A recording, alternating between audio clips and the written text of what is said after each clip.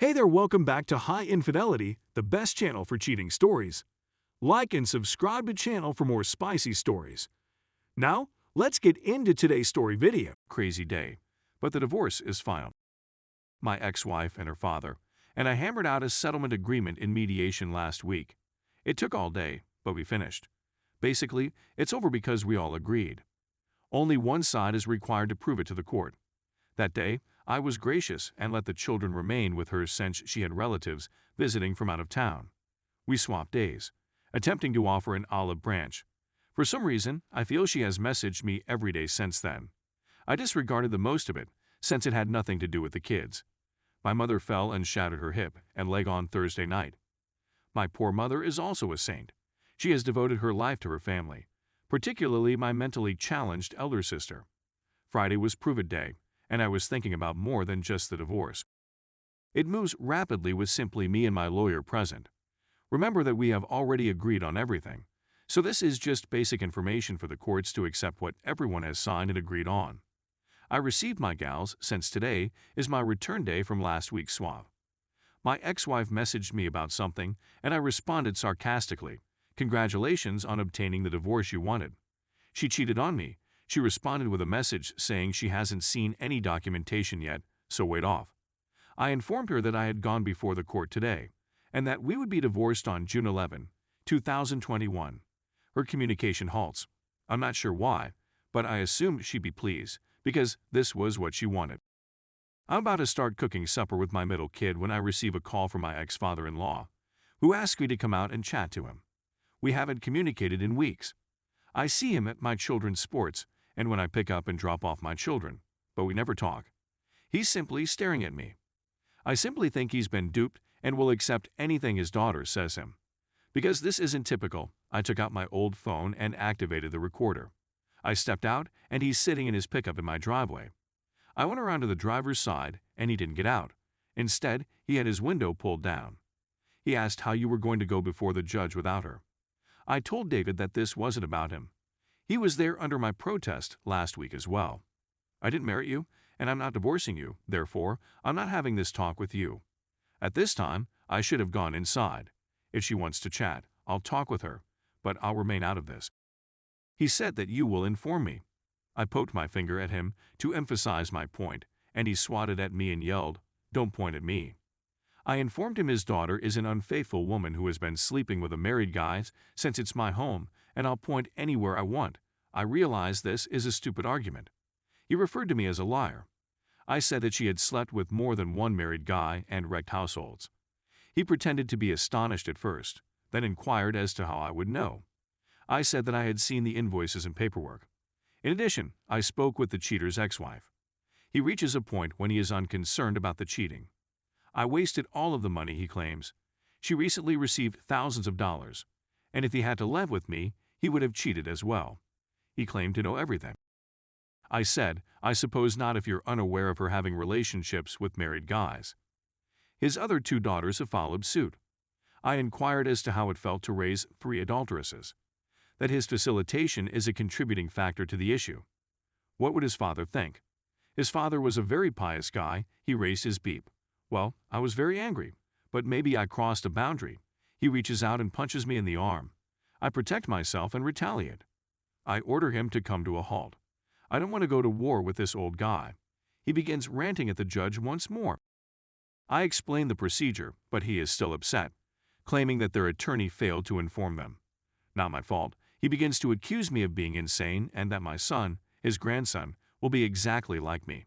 I told him he'd be a nice guy and that I hope he didn't marry a beep. He retracts his statement and insists that this isn't the end of the story. He revs his motor, and I'm afraid he's going to run over me. I take a step closer to our sturdy in-ground basketball goal. I'm not sure how long this will last, but it's all I've got till he eventually departs. I phoned the police, who took a report, but I chose not to prosecute charges at this time. I have 2 years to do something about it. The cops went to my ex's house and talked with her and her sister, who is also insane. She could be her own post. Her father was not at home at the time. While I was speaking with the cops, my sister arrived to my residence. My daughters are waiting for me now that I've returned inside.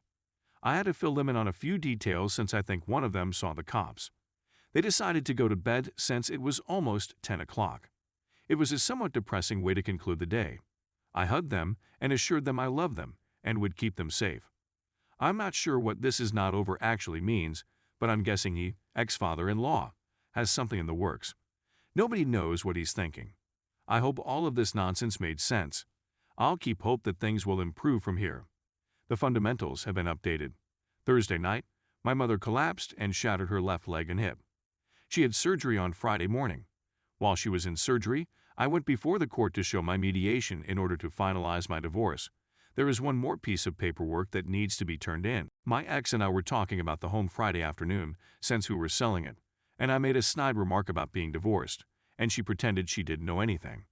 That day, she dismissed her attorney and left a message with her father was at my home creating havoc within 5 minutes of the call, and the police were called. I drove my middle kid to her basketball competition on Saturday. My ex texted me to say she was coming to pick up a few personal items from the home. She still had clothing here, so I assumed she was taking them, and it's my fault for assuming instead of asking. While I was at my daughter's basketball game, I received a call that my mother had had a stroke and was being airlifted to a larger hospital that could assist her. When I returned home, I saw that the house had been gutted. She drank much. Everything remains in the home until it is sold, according to the terms of the deal. She may be upset since she told her AP in November that she was receiving everything she wanted, including the home and children. She did not get the home, and my kid now lives with me. I also see my daughters virtually every day. I don't believe she read or seemingly didn't grasp what we committed to the week before, or maybe she doesn't care, like our marriage. I was so concerned about my mother that I didn't care what was going on in the home and ran away to be with her. My mother was in the intensive care unit till today. She is improving, but she still has a long way to go. My ex did contact on Monday to inquire about my mother. Or maybe she was fishing if I'm going after her dad for assault. She attempted to explain that her dad was with her when she found out the divorce was complete, and she was disappointed she didn't get to appear before the court as well. She assured me that I would do the same for my daughters. She also stated that she didn't know why she left, and that he didn't come to my home until it was finished. She said that she dismissed her attorney because she wanted revisions to our mediation deal. This agreement is stated at least 3 times. My mediator and my lawyer both told me the same thing. She left a note for my attorney that she needed 30 days to consider her choices, but she isn't in a rush since I'm dealing with my mother. I texted my attorney, telling her I don't trust her, and requesting that she complete the remaining piece of paperwork. We'll see what happens since she did it yesterday. My attorney and my brother, who is also an attorney, both said that my ex is powerless to intervene. That's the end of it. I'm not sure what the fuss is about considering she desired the divorce and has an AP. Let's put a stop to this and let me leave. I went home yesterday night and was attempting to find out what had been stolen. We were meant to divide certain things, and you can imagine how that worked out for me since I wasn't here. One thing that puzzles me is why they stole all the Bibles. We had quite a few of them. She clearly doesn't care about what's stated in the Bible, so why take them? I'm sure she rationalized her acts, but it doesn't make them acceptable to God. I sometimes want to contact her and tell her some of these things, but I know I'm wasting my time. I think she is with AP this week, and now that we are split, I must let it go. When I think of them together, I feel a little shaky. I did tonight, and my middle kid noticed it and became really concerned about me. It's not a good sign. I hope I never meet him because I'm not sure I'll be able to stop myself from pursuing him. I know it's her, but I may have to leave if he shows there at some time. I'm going to start IC again shortly, and I know I'm going to need it. Anyway, thank you for your prayers for my mother. Many of you, I'm sure, are going through difficult times with your spouse or ex. I wish you the greatest of luck and tranquility.